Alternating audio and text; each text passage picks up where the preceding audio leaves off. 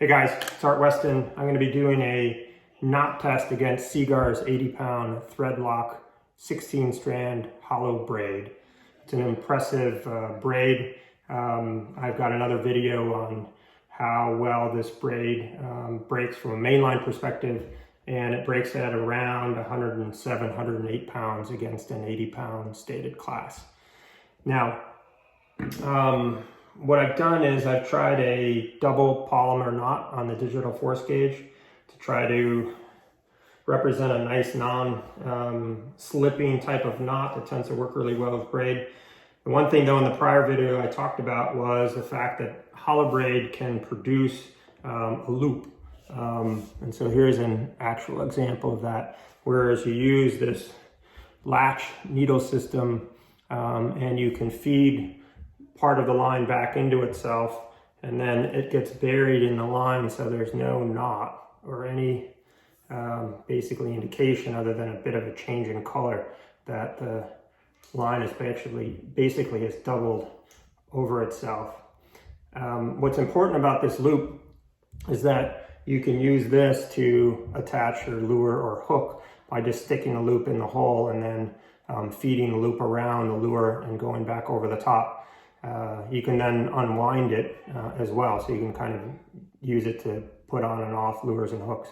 So it's impressive in that way, but most importantly, because this is a double leg and the fact that there's no knot, this is well within 100% of its breaking strength. So it will never, at least I've never seen it break at the loop. It'll always break on the main line. And so in this case, it would break around 107 pounds or so, which is, obviously a very extreme amount of force. There's not many hooks or lures that could stand up to that type of strength.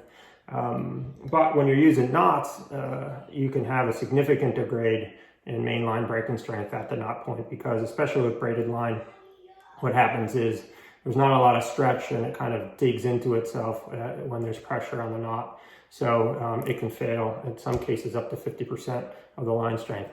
Now I have tested a Palomar on this line just a few minutes ago, and it broke just under 60 pounds against this 80-pound class, which isn't great. So I've tried now a double Palomar to see if this is more successful. So let's see how it goes.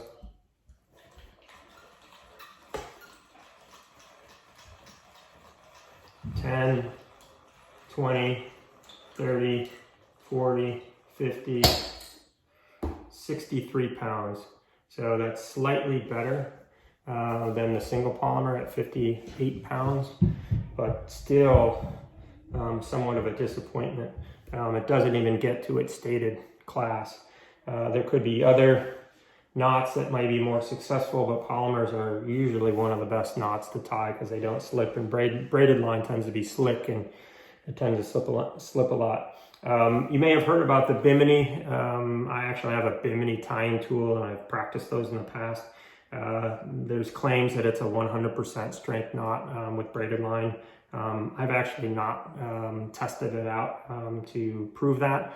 I've had a couple out of dozens that I've tried that have mainline breaks, so equivalent to 100 pounds, but the average one slips just like most non-slip knots. And really, there's only a couple non-slip knots, and the Palomar single and double are a great example of those.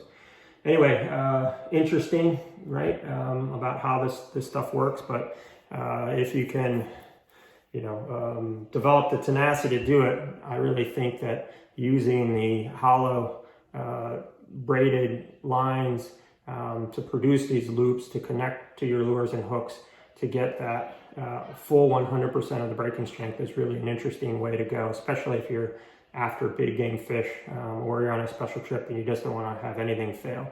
So there you have it. Thanks, guys.